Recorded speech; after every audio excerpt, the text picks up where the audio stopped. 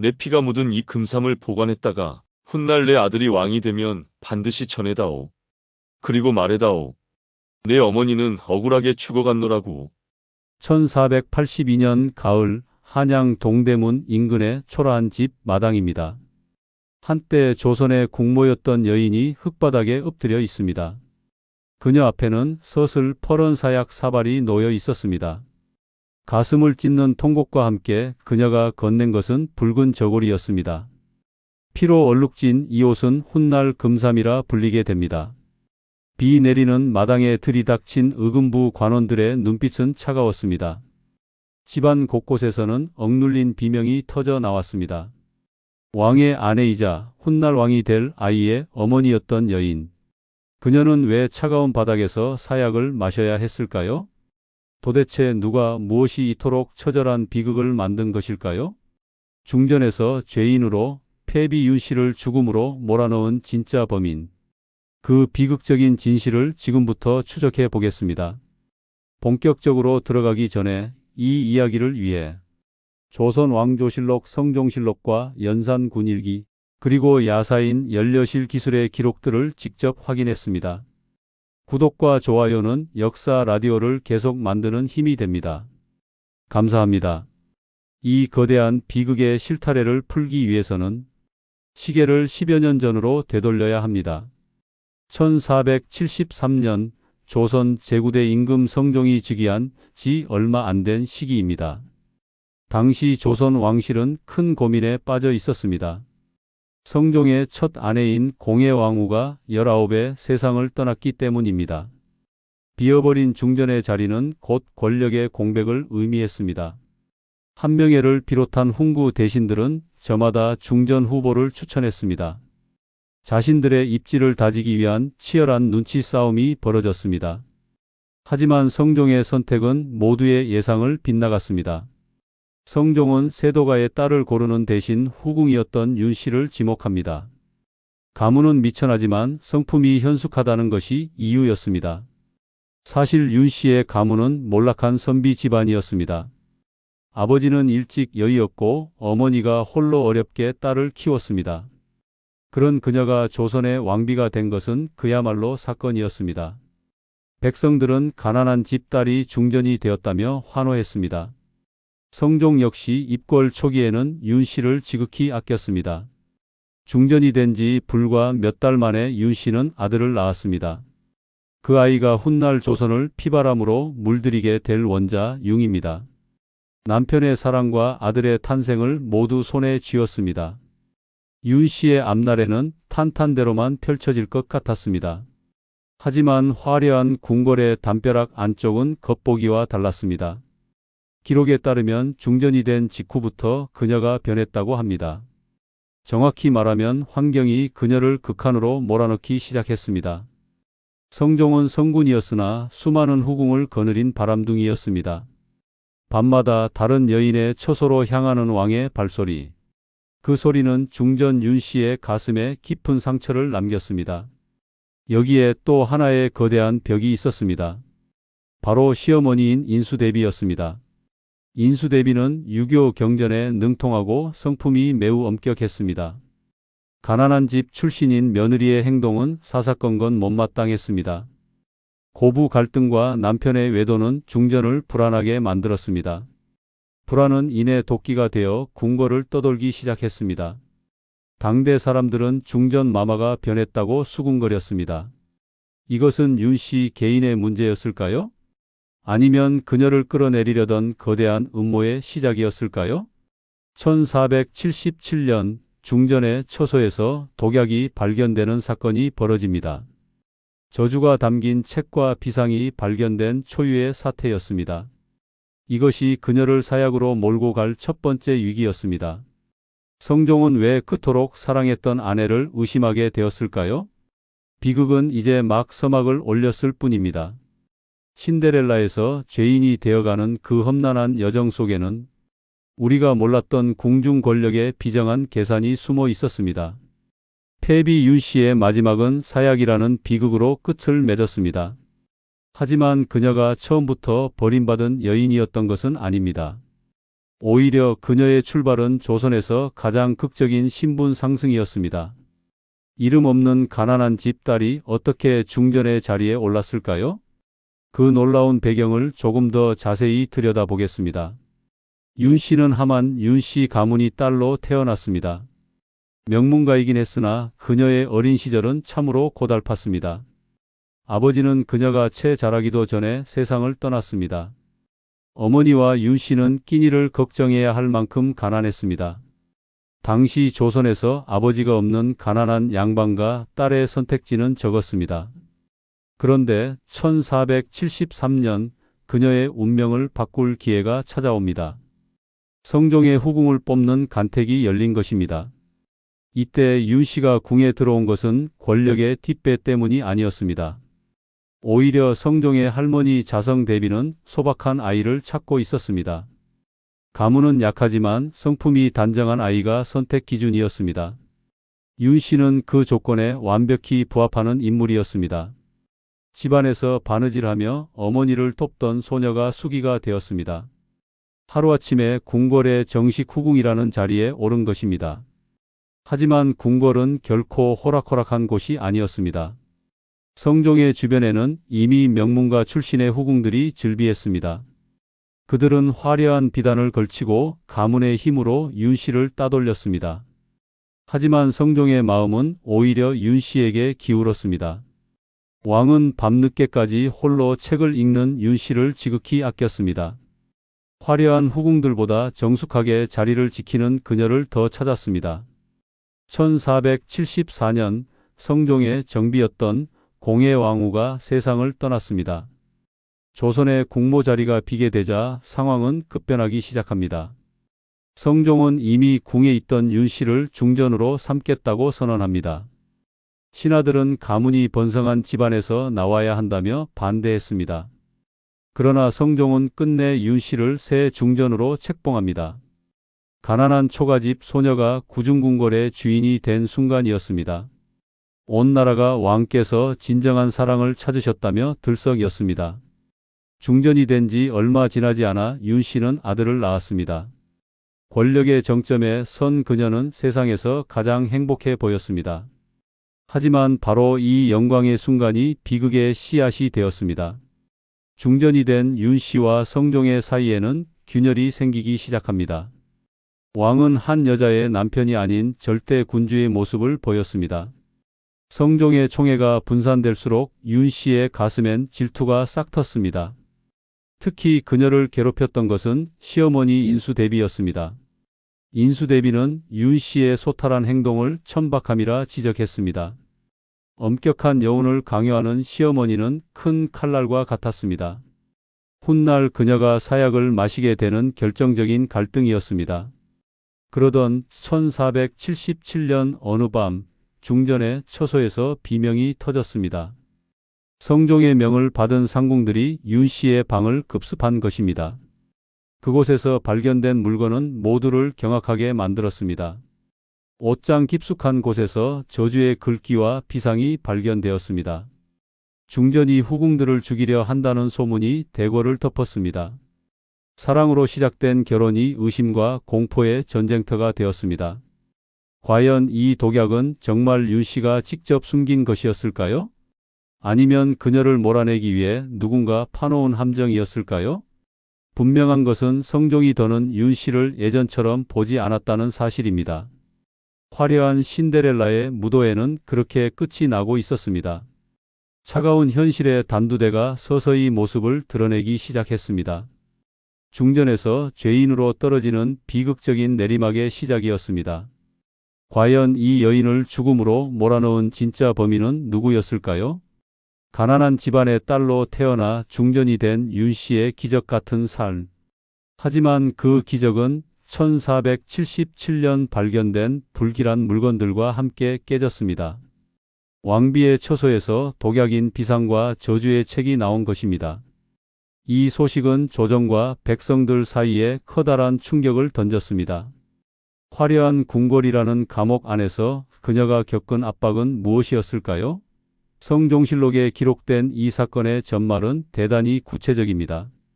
성종은 학문을 사랑하면서도 후궁의 처소를 즐겨 찾았습니다. 다정다감한 성격이었지만 중전 윤씨에겐 고통의 시작이었습니다. 특히 숙의 엄씨와 정씨 같은 후궁들은 명문가 출신이었습니다. 그들은 가문이 미약한 윤씨를 은근히 무시하며 총애를 다투었습니다. 윤씨는 왕이 후궁에게 향할 때마다 눈물로 호소했습니다.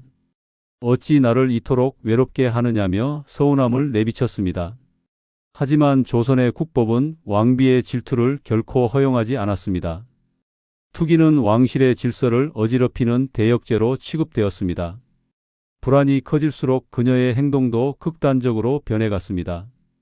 야사에서는 윤씨가 후궁의 이름을 적은 종이를 태웠다고 전합니다.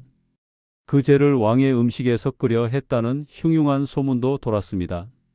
당시 궁궐 사람들이 체감한 공포는 대단히 컸습니다.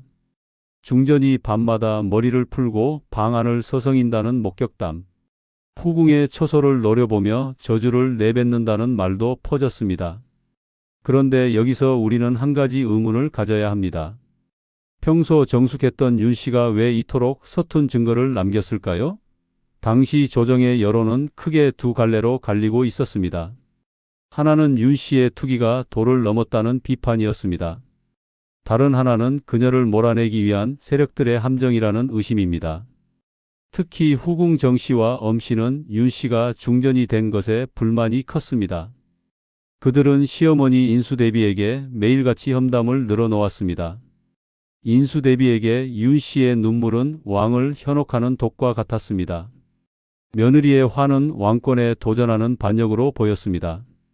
결국 성종은 1477년 3월 중전의 죄상을 낱낱이 공개합니다. 중전이 비상을 숨겨 후궁을 해치려 했으니 묵과할 수 없다.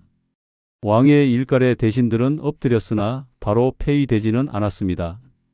갓 태어난 원자 연산군의 앞날을 생각해 한 번 더 용서한 것입니다. 하지만 이 용서는 진정한 화해가 아닌 낙인이 되었습니다. 중전의 자리는 지켰으나 성종의 발길은 완전히 끊겼습니다. 인수대비의 감시는 더욱 노골적이고 차갑게 변했습니다. 윤씨는 언제든 쫓겨날 수 있는 시한부 죄인의 처지가 되었습니다. 그녀가 느꼈을 고독과 공포는 상상하기조차 힘든 것이었습니다. 백성들 사이에서는 이런 노래가 유행처럼 번졌습니다. 꼬지 좋아 나비가 앉았으나 가시가 돋아 나비가 날아가네. 사람들은 이미 왕과 중전의 사이가 끝났음을 알고 있었습니다. 윤씨는 점점 폐쇄적으로 변해 아들만 붙들고 울었습니다. 그 깊은 어둠 속에서 윤씨는 또 한 번의 선택을 하게 됩니다. 그것은 조선 왕조 500년 역사상 가장 충격적인 사건이었습니다. 바로 왕의 얼굴에 상처를 내는 금기를 깨뜨린 일이었습니다. 사랑이 증오로 변하는 과정은 참으로 순식간이었습니다. 과연 1479년 그날 밤 두 사람의 침소에선 무슨 일이 있었을까요? 중전에서 폐비로 향하는 결정적인 단초가 곧 시작됩니다. 중전 윤씨는 처소에서 독약이 발견되는 수모를 겪었습니다. 이미 왕실의 권위와 신뢰를 모두 잃은 상태였습니다. 하지만 그녀의 가슴 속에는 여전히 불꽃이 남아 있었습니다. 남편 성종에 대한 소유욕과 후궁들을 향한 증오였습니다. 그리고 자신을 옥죄는 시어머니에 대한 반발심이었습니다. 이제 1479년의 운명적인 여름밤으로 가보겠습니다. 조선 역사상 가장 충격적인 사건 중 하나로 기록된 날입니다. 바로 용안의 상처 사건이 벌어지는 순간입니다. 1479년 6월 1일 성종의 생일을 앞둔 궁궐의 밤입니다. 축제 분위기여야 했으나 중전의 처소는 얼음장 같았습니다. 성종은 여전히 다른 후궁의 처소에 머물고 있었습니다. 윤씨는 독수공방하며 분노를 사귀고 있었습니다. 그러던 중 성종이 마침내 윤씨의 처소를 찾았습니다.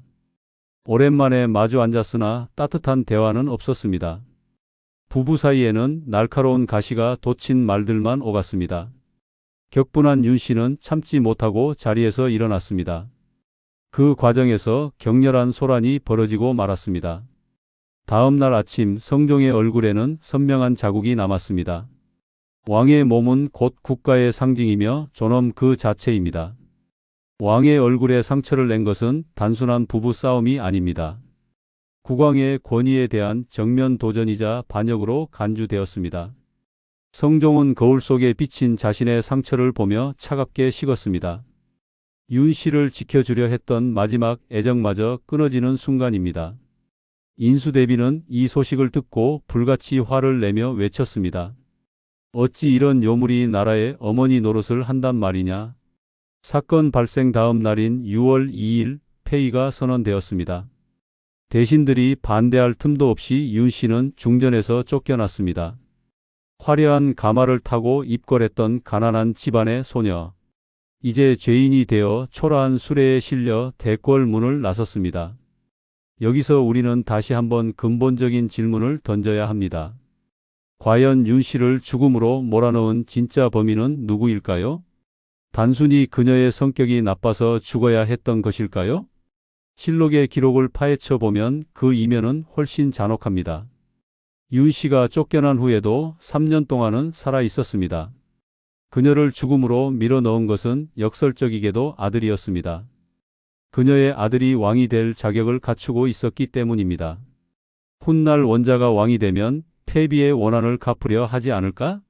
성종과 신하들은 이 공포에 사로잡히기 시작했습니다. 어머니의 복수를 위해 왕이 칼을 휘두를지 모른다는 생각입니다. 진짜 범인은 툭이라는 개인의 감정이 아니었습니다. 왕권을 안정시키려는 성종의 비정한 통치 계산이었습니다. 그리고 권력을 지키려던 대신들의 집단적 불안감이었습니다. 성종은 아들 연산군의 왕위를 단단히 다지기로 했습니다.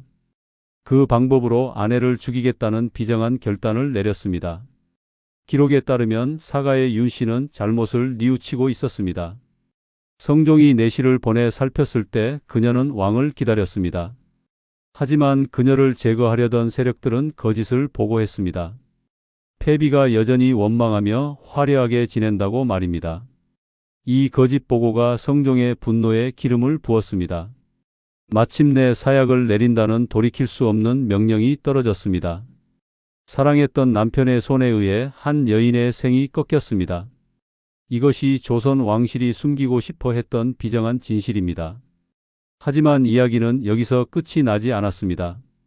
윤 씨는 사약을 마시기 직전 붉은 저고리를 건넸습니다.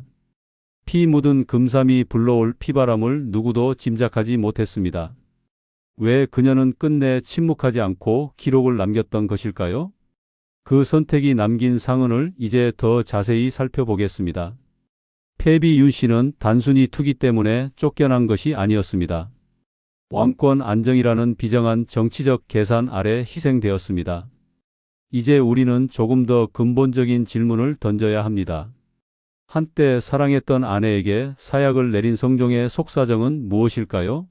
이 사건이 조선이라는 신분제 사회에서 가졌던 의미를 살펴봅니다. 성종은 조선 역사상 가장 모범적인 유교 군주로 꼽힙니다. 그런 그가 아내를 죽인 것은 개인적 증오를 넘어선 결단이었습니다. 당시 조선 조정은 훈구파라고 불리는 대신들이 장악했습니다. 그들에게 중전 윤 씨는 대단히 위험한 존재였습니다. 명문가 출신이 아닌 그녀가 왕비가 된 것부터 눈엣 가시였습니다. 윤 씨의 강한 성격은 훗날 외척의 힘을 빌려 위협이 될까 두려웠습니다. 여기에 인수대비라는 거대한 벽이 있었습니다. 조선 왕실의 고부 갈등은 국가의 운명을 결정짓는 정치였습니다. 인수대비는 며느리를 유교 질서를 파괴하는 위험분자로 보았습니다. 성종은 효를 최고의 가치로 여기는 유교 국가의 왕이었습니다. 어머니의 강력한 요구를 끝까지 거부할 수는 없었습니다. 폐비 윤 씨의 죽음은 왕 개인의 선택만이 아니었습니다. 어머니의 권위와 대신들의 불안이 합쳐진 집단적 결정이었습니다. 성종은 사약을 내리며 신하들에게 엄한 명령을 내렸습니다. 앞으로 100년 동안은 이 일을 입 밖에 내지 말라는 것입니다. 왕은 이 일이 훗날 아들에게 복수의 불씨가 될 것을 알았습니다.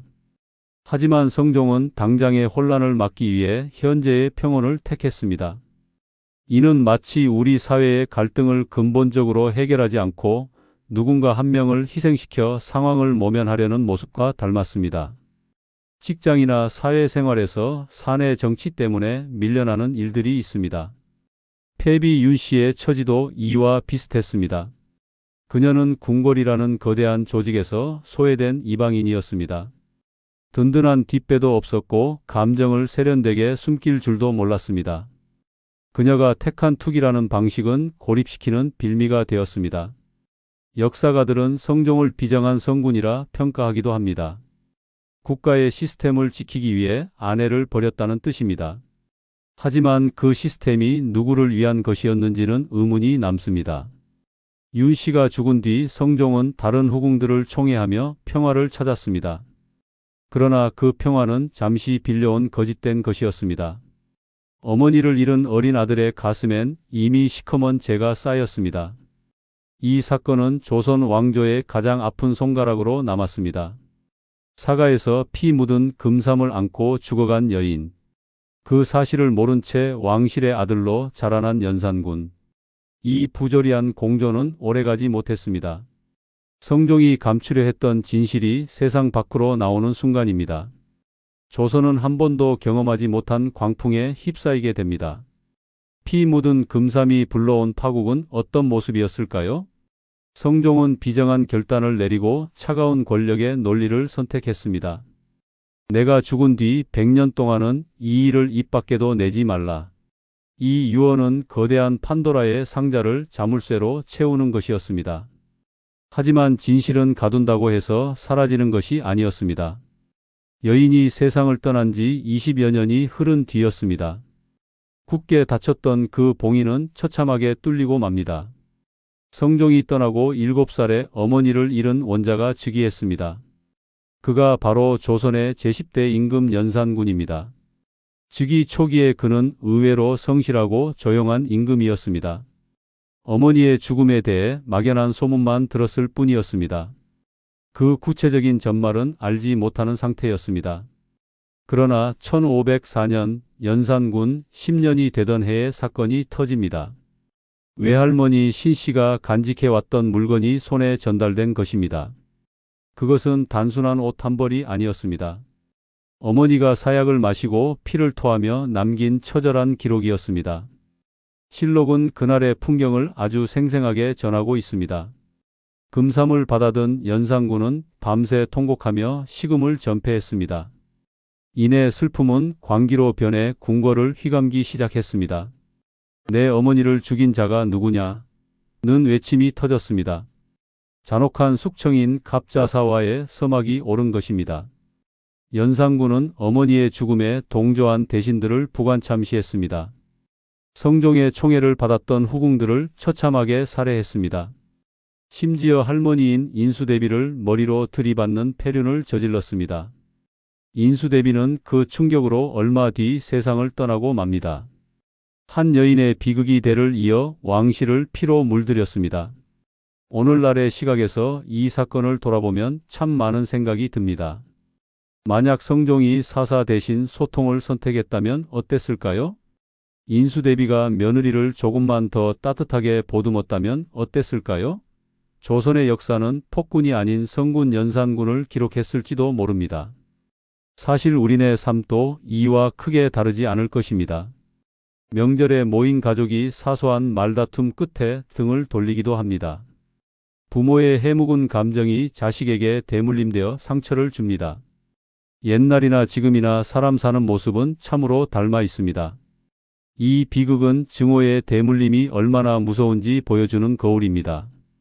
이제 우리는 패비 윤 씨의 비극 앞에서 질문을 던져봅니다. 여러분이라면 그 자리에서 어떤 선택을 하셨겠습니까? 가족을 지키겠습니까? 아니면 비정한 질서를 따르겠습니까? 역사는 정답을 주지 않지만 남겨진 결과를 통해 길을 비춰줍니다. 윤 씨는 훗날 연산군에 의해 잠시 명예를 회복하기도 했습니다. 하지만 반정으로 아들이 쫓겨나자 다시 패비가 되었습니다. 죽어서도 온전한 이름을 찾지 못한 그녀의 삶입니다. 권력의 비정함과 인간의 나약함이 깊은 여운을 남깁니다. 오늘 준비한 이야기는 여기까지입니다. 오늘 하루도 참 고생 많으셨습니다. 고된 하루에 우리 역사 이야기가 작은 휴식처가 되었길 바랍니다. 오늘 영상이 좋았다면 구독과 좋아요, 알림 설정 부탁드립니다. 여러분의 클릭 한 번이 영상 제작에 정말 큰 힘이 됩니다. 댓글로 가장 인상 깊었던 장면이나 다음 주제를 남겨주세요. 여러분의 소중한 의견을 담아 더 좋은 이야기로 찾아뵙겠습니다. 지금까지 역사 라디오였습니다. 시청해 주셔서 감사합니다.